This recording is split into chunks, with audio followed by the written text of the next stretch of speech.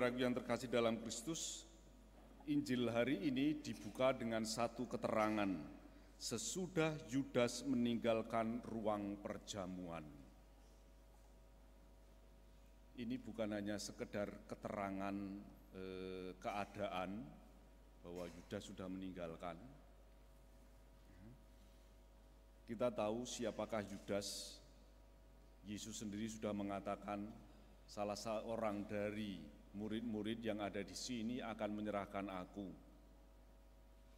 Kemudian Petrus minta kepada Yohanes, tanya ke Yesus siapa dia.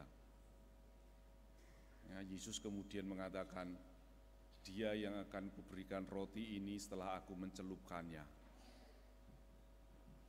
Sampai saat itu Yudas itu masih boleh dikatakan masih menjadi begitu dekat. Oleh Yesus sendiri pun juga masih dianggap sebagai bagian dari hidup mereka, hidup Yesus, hidup para murid. Karena inilah relasi yang begitu dekat antara Yesus dengan para murid. Relasi Yesus dengan para murid jangan digambarkan seperti relasi guru dengan murid sekarang ya. Di sekolahan begitu ada guru, ada murid-murid seperti itu. Tidak sebatas itu. Kalau mau digambarkan mungkin yang agak mendekati itu, kalau Bapak Ibu Saudara pernah atau sering melihat film-film silat begitu ya. Ada di Padepokan seorang guru punya murid, relasinya itu begitu dekat. Ya, relasinya itu begitu dekat seperti itu. Jadi bukan hanya sekedar berbagi ilmu pengetahuan, tetapi juga berbagi hidup. Karena tahu bahwa yang akan meneruskan hidupnya itu adalah muridnya ini. Maka celaka seorang guru kalau mempunyai murid yang tidak benar. Hidupnya akan menjadi hancur. Reputasinya akan hancur luar biasa. Seperti itu. Maka relasi ini menjadi begitu dekat. Dan kedekatan ini sampai terjadi juga pada pribadi Yudas. Tetapi ketika Yudas menerima roti itu, maka kemudian dia dirasuki oleh roh jahat. Yang ingin dikatakan oleh Yohanes dengan mengisahkan itu adalah bahwa kekuatan jahat itu juga bisa memakai cara-cara yang digunakan Allah juga.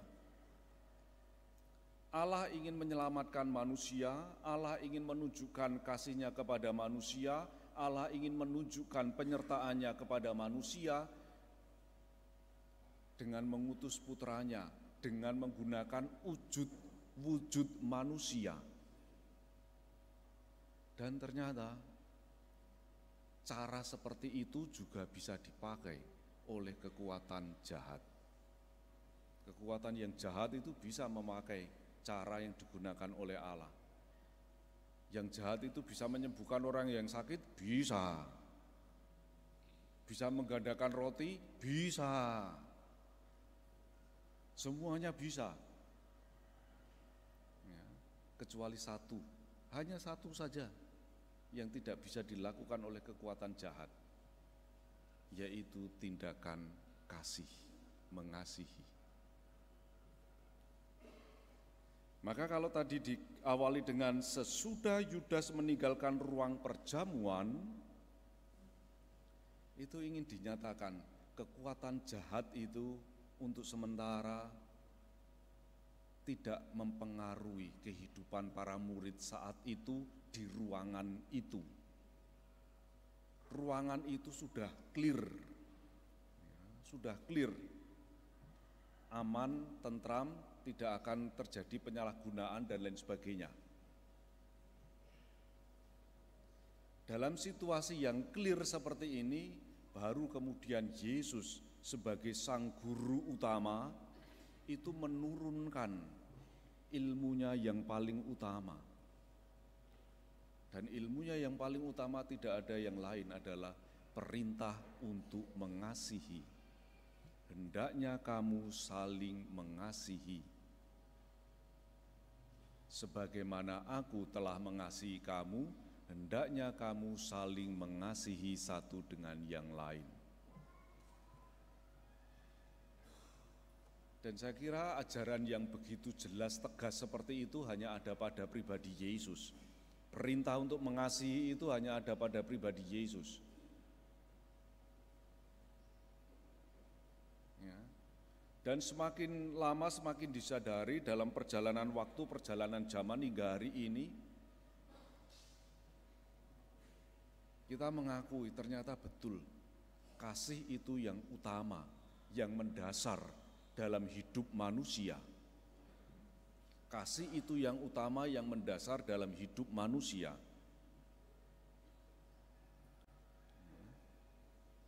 Karena menjadi begitu umum, menjadi begitu mendasar, dan juga dialami oleh semua orang, maka seringkali kemudian tidak disadari bahwa yang pertama mengemukakan itu, yang mengajarkan itu, dan menghidupi itu adalah pribadi Yesus, bukan yang lain.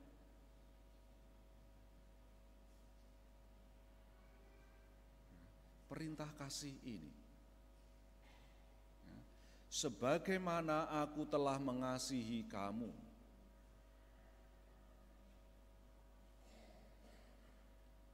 Yesus mengatakan ini karena hidupnya pun juga dipenuhi oleh kasih. Hidupnya pun juga dilakukan, didasarkan pada kasih. Bukan kasih yang didasarkan pada sesuatu, tetapi kasih itulah yang mendasari tindakannya. Aku mengasihi kamu bukan karena kamu mengasihi aku, bukan karena aku membutuhkan kamu, tidak. Kalau masih seperti itu, kasihnya itu masih didasari oleh hal yang lain. Tetapi aku mengasihi kamu karena aku mengasihi kamu. Kasih itu yang mendasari tindakan-tindakan berikutnya.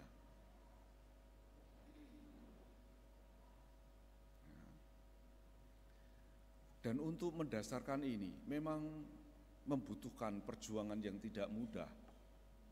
Kalau Yesus mengatakan sebagaimana aku mengasihi kamu, karena Yesus itu betul hidupnya dipenuhi dengan kasih, maka perintah itu, kata-kata itu bukan berarti bahwa aku disuruh menjiplak kasihnya Yesus, tidak.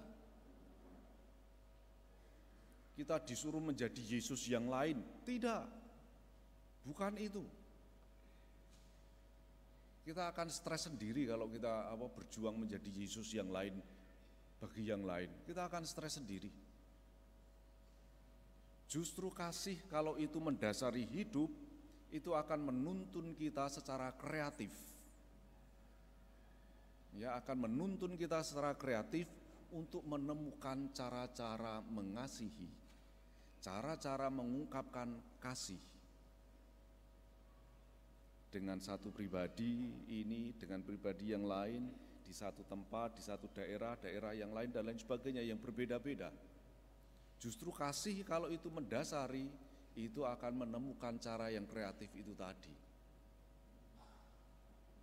Termasuk juga, saya kira para orang tua ketika memiliki anak lebih dari satu, mungkin bisa jadi perlakuan kepada si anak ini berbeda dengan si anak ini. Tidak semuanya bisa kemudian dipukul rata. Apalagi kalau memiliki anak yang berkebutuhan khusus. Ya, perlakuannya pasti akan berbeda. Dan mengajak anak yang lain pula pun juga untuk memberi perhatian. Ketika yang anak ini sungguh membutuhkan perhatian yang lebih. Dan lain sebagainya. Kreativitas mengasihi itu perlu kemudian terus-menerus perlu dicari. Kreativitas dalam mengasihi, mengungkapkan kasih itu perlu terus-menerus dicari. Nah, dalam kerangka ini, maka nanti akan diundang semuanya, Bapak Ibu Saudara, untuk mengikuti yang namanya Muspas. musyawarah pastoral, sukacita mengasihi. 10 tahun yang lalu, 2015, itu ada terjadi muspas dan sudah ditetapkan oleh keuskupan ada 37 item. Bagaimana mengungkapkan kasih pada zaman ini sampai 25 tahun ke depan. Nah, ini sudah ada di tengah jalan, sudah 10 tahun. Bagaimana kemudian ini dievaluasi? Yang 5 tahun yang lalu belum sempat dievaluasi karena COVID. Kan 5 tahun yang lalu masih COVID, ya, maka nggak bisa.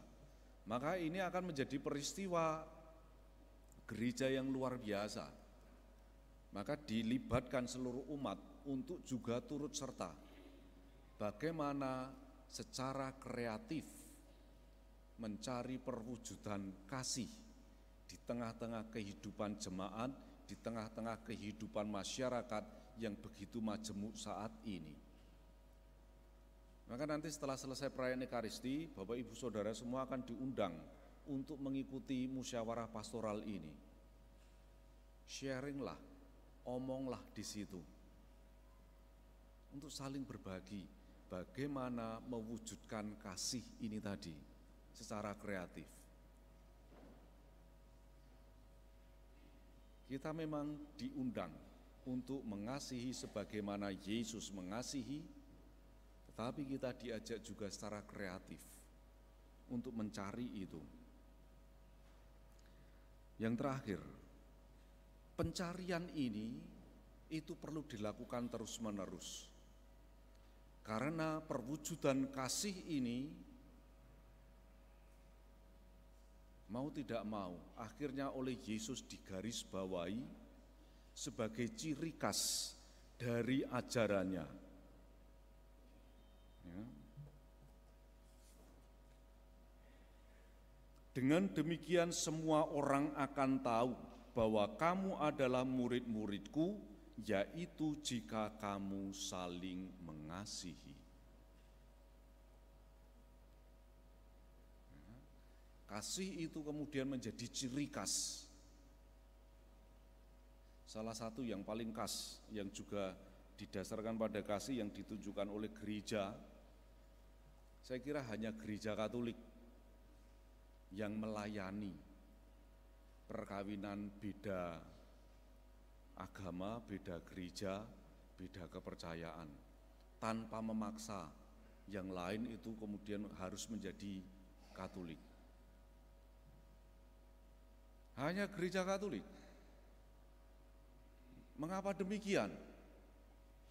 Karena kasih ini tadi. Pertama-tama gereja merefleksikan betul-betul bahwa perkawinan itu yang paling utama, yang paling dasar itu adalah institusi kasih. Mereka disatukan, dipanggil untuk menyatukan kasih mereka. Maka institusi yang lain itu harus tunduk, harus melayani institusi kasih ini, termasuk institusi agama.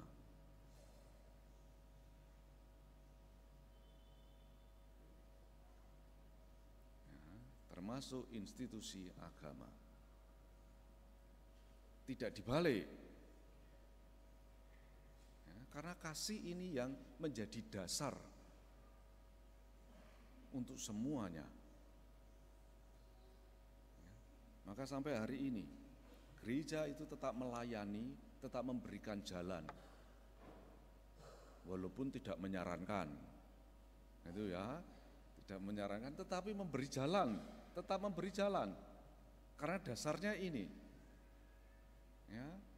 Karena yang seiman saja seringkali ribut wae, apalagi yang tidak seiman, yang dasarnya berbeda. Ya. Justru kalau dasarnya berbeda malah nggak ribut wae Romo, ya syukur pada Tuhan, syukurilah. Ya. Tetapi secara logis gitu kita bisa mengatakan yang dasarnya sama aja seringkali juga ribut wae, apalagi yang tidak. Belum lagi kalau ada tipu-tipu juga di sana yang tidak kita alami, yang tidak kita ketahui. Ya, beberapa kasus yang sempat saya alami, saya tangani, dan sungguh ini ada satu kasus yang sungguh ini saya sungguh merasa saya sendiri pun merasa tertipu, sangat-sangat tertipu. Seorang perempuan Katolik mau menikah dengan pacarnya yang bukan Katolik. Yang bukan Katolik kemudian mau mengatakan mau menjadi Katolik, sampai ikut katekumen, sampai dibaptis secara Katolik dan menikah secara Katolik. Walaupun dari perjalanan itu saya sudah mengingatkan dari pihak keluarga si laki-laki ini yang menolak dan lain sebagainya, penolakan keras dan lain sebagainya, bahkan kemudian dicoret sebagai keturunan dan lain sebagainya, tidak akan mendapat warisan dan lain sebagainya, seperti itu. Saya sudah mengingatkan itu, kau berani menanggung risikonya itu, berani Romo, siap. Sudah sampai segitunya. Ya, kemudian mereka menikah. Karena mereka juga dekat dengan orang OMK, maka ketika ada perayaan Valentine, begitu, mereka berdua diundang untuk memberi kesaksian sampai segitunya. Sudah segitu, kok tahu-tahu berapa bulan kemudian yang perempuan ini datang kepada saya ngomong bahwa suaminya pengen kembali lagi ke agamanya yang dulu, kemudian memaksa dia mengikuti dia. Kalau tidak ya sudah cerai saja. Alasannya sederhana, sampai hari ini aku sudah mengikuti kamu. Sekarang kita sudah jadi suami istri, saya yang memimpin keluarga ini, maka saya yang memutuskan, kamu yang harus mengikuti saya. Piye jal kalau sudah seperti itu.